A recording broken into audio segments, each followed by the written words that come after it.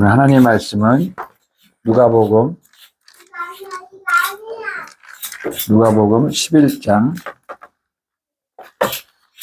24절에서 26절 말씀입니다.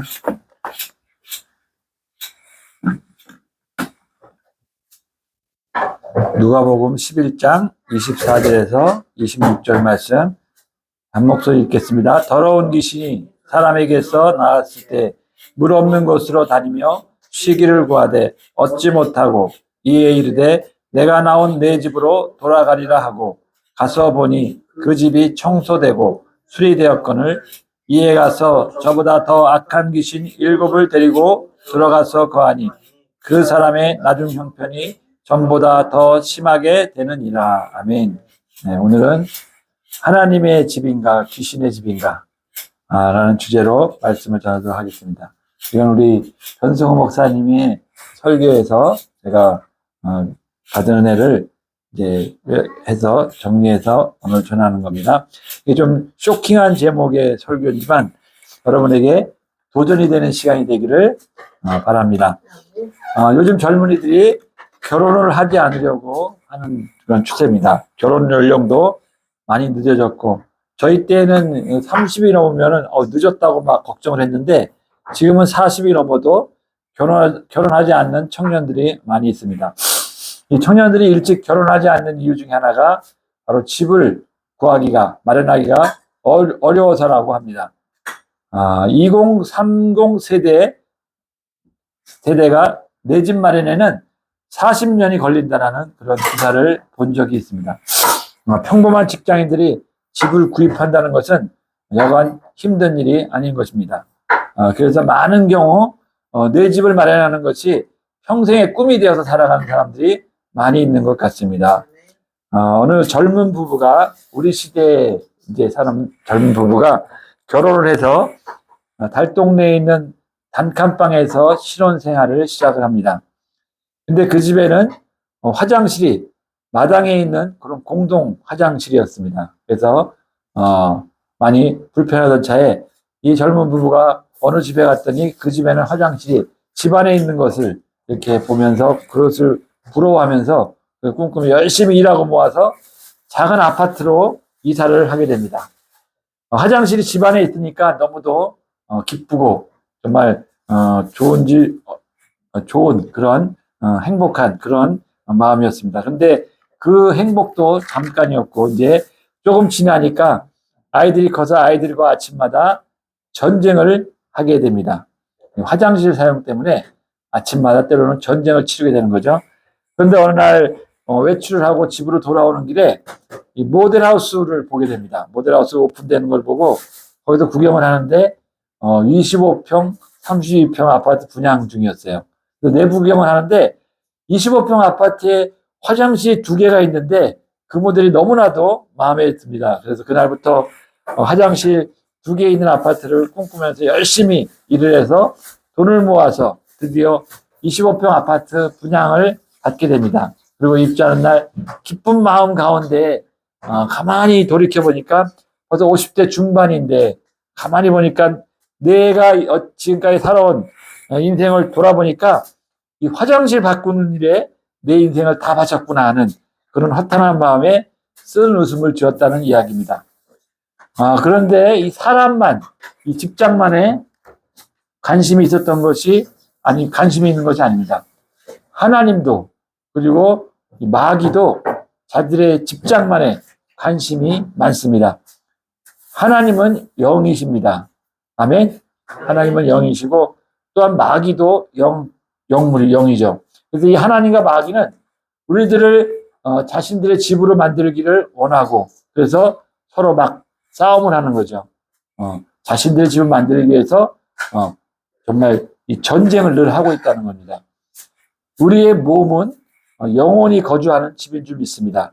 그래서 하나님의 영과 마귀의 영이 거하는 곳인데 누가 들어오느냐에 따라서 이것이 하나님의 집이냐 아니면 귀신의 집이 되는 것입니다. 이러한 것은 분명한 사실이고 또 너무 중요함에도 불구하고 대부분 사람들은 이것에 주의하지 않고 그냥 그럭저럭 살아가고 있습니다. 그러나 오늘 이 시간에 하나님의 집인가 귀신의 집인가라는 제목의 설교를 통해 나를 살펴보고 나의 신앙을 점검하는 시간이 되기를 주의 이름으로 축원드립니다. 자, 그리스도인은 자신의 몸이 하나님의 성전인 것, 또 하나님의 집인 것을 반드시 알아야만 합니다. 고린도전서 3장 9절을 한번 찾아보겠습니다. 고린도전서 3장 9절.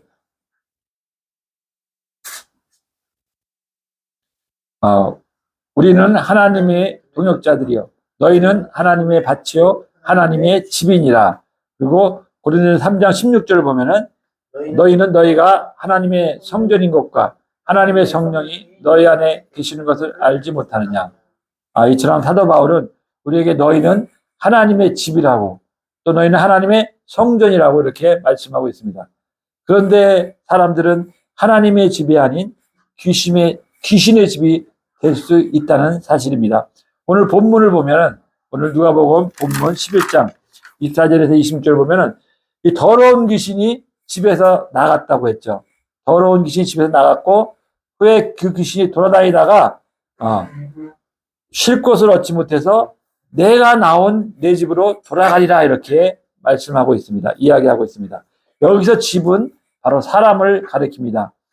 이 사람, 이 집에서 귀신이 나갔고 이 집에 다시 돌아왔다는 얘기입니다. 이처럼 사람은 하나님뿐만 아니라 귀신이 편히 쉴 수 있는 그런 귀신의 집이 될 수도 있다는 이야기입니다. 토마스 왓슨이라고 하는 분은 이렇게 얘기했어요. 죄인의 마음은 마귀의 저택이다 라고 이렇게 얘기했습니다. 이 사람은 하나님의 집이거나 아니면 귀신의 집, 이 둘 중에 하나입니다. 하나님의 집이 아니면 귀신의 집이 되는 것입니다. 저와 여러분은 반드시 하나님의 집이 되어야 될 줄로 믿습니다. 자, 그럼 우리가 하나님의 집이 되려면 어떻게 하는지를 한번 살펴보겠습니다. 하나님의 집이 되려면 첫 번째로 예수님을 임금과 구주로 영접해야 합니다. 예수님을 영접하는 것은 단지 구주로만 아니라 임금으로 영접하는 것을 뜻합니다. 많은 사람들이 복음을 듣고 예수님을 영접합니다. 그러나 구주로만 영접하기 때문에 예수님이 그 안에 계시지 않는 것입니다. 많은 사람들이 스스로는 자기를 성전으로 착각하지만 예수님이 없으므로 그 집이 귀신의 집이 되어버리고 마는 것입니다. 우리 모두는 예수님을 주인 삼으시기를 주의 이름으로 축원드립니다. 자, 여러분은 누구를 위해서 살고 있습니까? 예수님입니까? 아니면 나 자신입니까? 또 여러분은 예수님 중심입니까? 아니면 여전히 자기 중심으로 살아가고 있습니까? 우리가 하나님의 집이 되는 것은 입으로 주여 주여 하는 것으로는 되지 않고 반드시 예수님을 나의 임금과 나의 구주로 모셔드려야 되는 줄로 믿습니다. 이 시간 예수님을 진심으로 주님으로 모셔드리는 저와 여러분이 되기를 주의 이름으로 축원드립니다. 두 번째 하나님의 집이 되려면 자기를 부인하고 순종하는 삶을 살아야 합니다. 나는 예수님을 영접했습니다. 그런데 왜 나는 하나님이 집이 아니라고 이렇게 느껴질까요? 그것은 예수님을 영접하고 교회에는 다니지만 자기를 부인하는 삶을 살지 않았기 때문입니다. 영접한 후에도 우리는 주님이 말씀하신 대로 날마다 자기를 부인하고 자기 십자가를 지고 예수님을 쫓아가는 삶을 살아야 될 줄로 믿습니다. 그런 사람들만 하나님의 집이 되는 것입니다. 사람이 진정으로 예수님을 임금과 구주로 영접하게 되면 귀신은 떠나가게 되어 있습니다. 그리고 우리 안에 성령님이 임하는 줄로 믿습니다. 그런데 많은 경우 이 떠나간 귀신들이 다시 돌아온다는 사실이죠. 왜냐하면 그 영접한 이후에도 날마다 자기를 부인하고 주님을 따르는 삶을 살지 않고 제 마음대로 죄를 짓고 살아가기 때문인 것입니다. 자, 예수님은 중풍병자를 치료하신 후에 이렇게 말씀하셨습니다. 요한복음 5장 14절을 보겠습니다.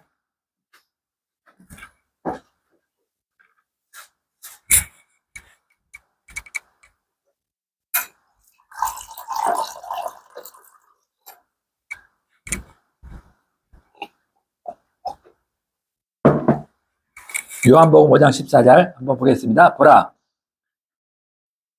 한번 읽어봐 주세요. 그 후에 예수께서 성전에서 그 사람을 만나 이르시되 보라 내가 나았으니 더 심한 것이 생기지 않게 다시는 죄를 범하지 말라. 네. 예수님이 이 중풍병자를 치료하신 후에 더 심한 것이 생기지 않게 다시는 죄를 범하지 말라고 이렇게 말씀했습니다. 이것은 우리의 몸의 치유뿐만 아니라 영혼의 병을 치유받은 사람에게도 꼭 필요한 처방입니다. 우리가 보통 축사를 해서 귀신을 쫓아낸 다음에 우리가 그것을 잘 지키지 않으면은 더 강한 귀신이 들어오기 때문에 우리는 더 피폐해지게 되는 것입니다. 그래서 우리는 치유받은 후에도 자기를 잘 지킬 수 있는 그러한 것이 필요한 줄 믿습니다. 우리가 영의 세계를 우리가 보면은 저도 예전에 그 예수 믿기 전에 그 무당에게 이렇게 이제 올라간 적이 있는데 그때 우리 제가 이 얘기 드렸나요? 제가 예수 믿기 전에 그때 이제 이모하고 하는데 이모에게 신내림이 왔기 때문에 무당이 돼야 된다는 거예요. 신내림을 받았기 때문에 그 일을 해야 된다. 그 일을 안 하면은 집안에 어려운 일이 생기고 몸이 아프고 힘든 일이 생기니까 신내림이 내렸기 때문에 당신은 그 일을 해야 된다.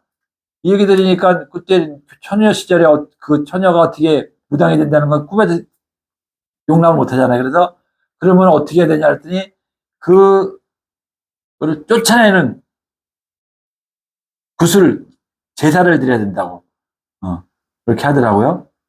그래서 그날 같이 전부들 두 사람 다 이렇게 그날 똑같은 게 없어. 똑같아가지고. 그래서 그날 함께 이제 그 산에 올라간 거예요. 지금 생각하면 삼각산이 왼쪽에는 우리가 기도하는 곳이고 반대쪽에는 무당들이 제사 기도하는 데더라고요. 그래가지고 거기 이렇게 올라가는 데마다 무당들이 이렇게 막 단 쌓아놓은 게 있더라고요. 근데 꼭대기까지 올라갔더니 그 편편하더라고, 그 안에. 편편한데 그 스승이라는 사람, 거기는 스승이라고 부르더라고요. 이 스승이라는 사람이 장구를 딱, 이렇게 북을 딱 들고서 북을 둥둥 치면서 거기서 이제 있는 거야, 있는데 이 천재가 그 앞에 가가지고 딱 서니까 북을 딱 치니까 그리고 딱 하니까 제가 옥황상제가 되는 거야. 그러더니 이 목소리가 빙이 막 이 옥황상제 목소리를 내면서 우리한테 와가지고 1월 달에 뭐 2월 달에 막 예언을 하는 거예요. 그러면서 그 막 하고 나면 아픈 데를 막 만져하고 막 그러면서 북을 또 탁 치니까 딱 깨어나서 다시 원래 처지로 돌아오는 거야. 그래서 또 막 북을 치다가 또 딱 하니까 이번에 산신령이 되는 거야. 또 산신령이 돼가지고 와가 또 막 하고 이런 거는 막 산신령이 됐다, 옥황상제 됐다, 막 뭐 어떤 무슨 을지문호 장군이 됐다가 막 이런 식으로 막 몇 번을 이렇게 하더라고요. 그럴 때마다 사람이 바뀌어가지고 이렇게 얘기하는 그런 모습을 보면서 제가 이 얘기를 드리는 것은 이 귀신들도 급수가 있어가지고,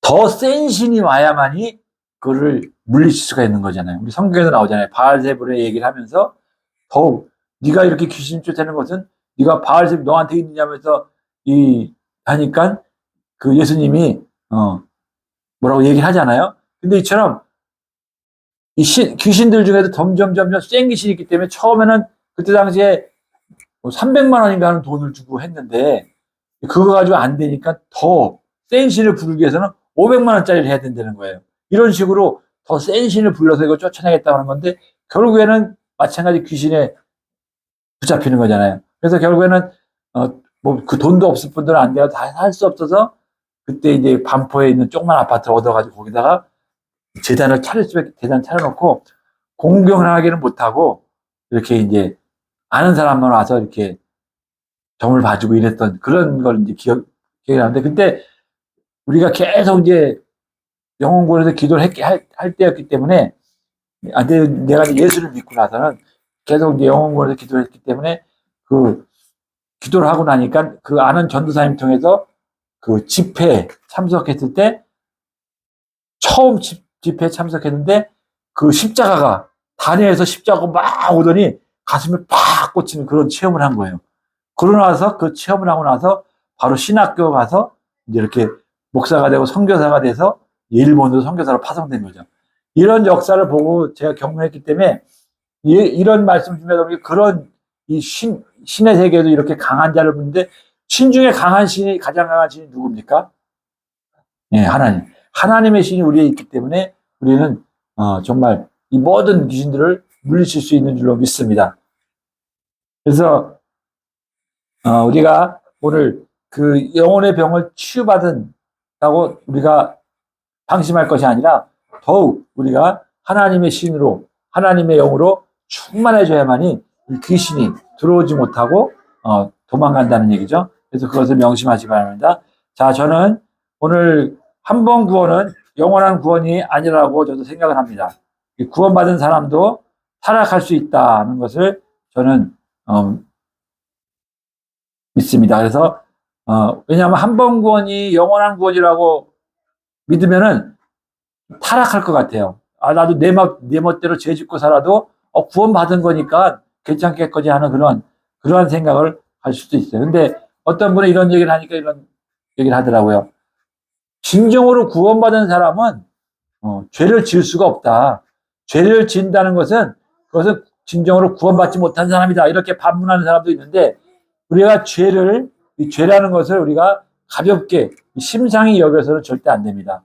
이 죄라는 것은 정말로 우리가 생각하지도 못할 수 없는 영물이기 때문에 이 죄를 가볍게 여겨서는 안 되고 이 죄에 대한 정말 우리가 피 흘리기까지 싸워야 되는 두렵고 떨리는 마음으로 이걸 이루어 가야 되는 이러한 것이 하나님의 뜻입니다. 그래서 우리가 죄를 가볍게 여기지 말라. 이 죄라는 것은 이 확장성이라는 게 있어서 이 바늘 도둑이 소도둑 된다는 것처럼 우리가 이 죄가 처음에는 조그만 죄일지 모르지만 이것이 점점 확장되어져서 우리를 더 올마비로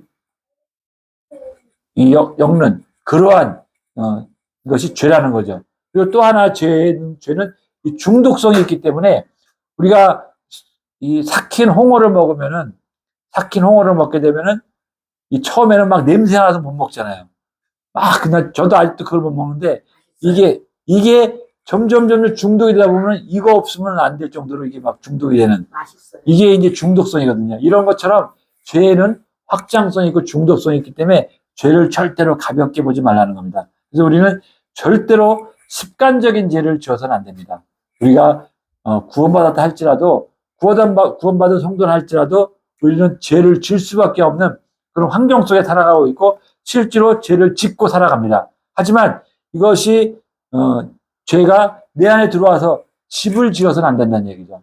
이 습관적인 죄를 지어서 안 된다는 얘기죠. 집을 짓게 되면 거기에서 귀신이 틈타기 때문에 사단이 틈타기 때문에 우리는 날마다 회개하는 자가 되어야 될 줄로 믿습니다.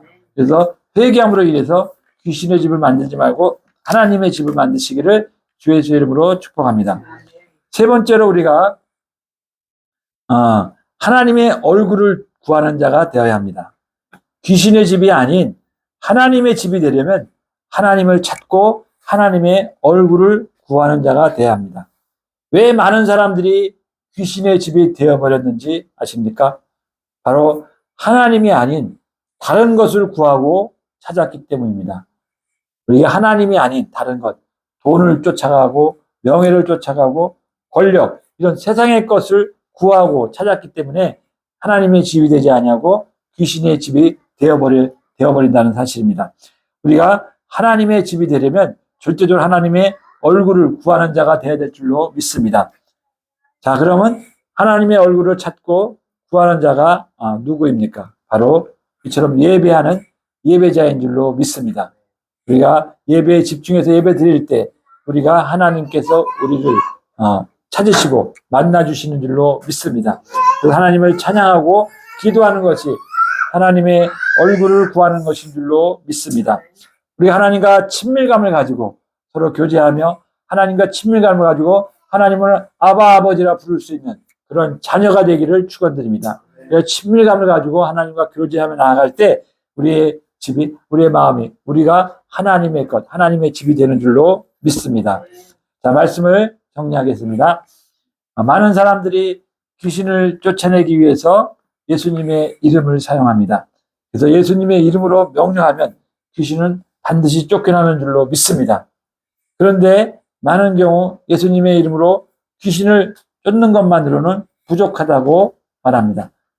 이게 무슨 말이냐면 바로 본문에 기록되어 있는 대로 귀신을 힘들어 쫓아냈는데도 불구하고 다시 들어오기 때문입니다. 그래서 우리는 예수님의 이름으로 귀신을 쫓아낸 후에는 반드시 우리는 다시금 그들이 들어오지 못하도록 우리는 무장해야 될 줄 믿습니다. 그것이 바로 이 귀신이 우리를 두려워하게끔 우리를 만나면 괴로워하는 마음을 가질 정도로 우리가 무장을 해야 됩니다. 그것이 바로 성경을 읽을 때, 또 기도할 때, 또 찬양할 때, 또 특히 회개할 때 이 귀신이 우리를 두려워하고 괴로워하는 줄로 믿습니다. 그래서 이렇게 무장할 때 우리는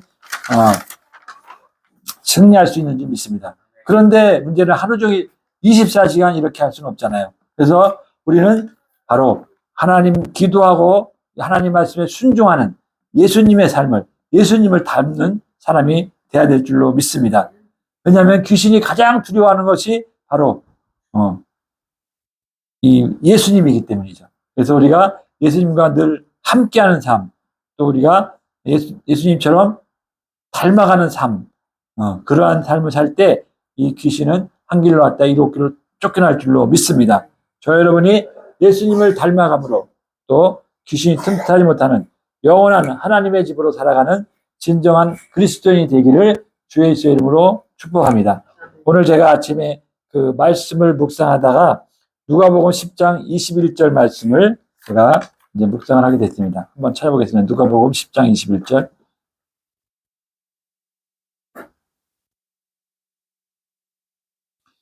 누가복음 10장이요? 21절, 네.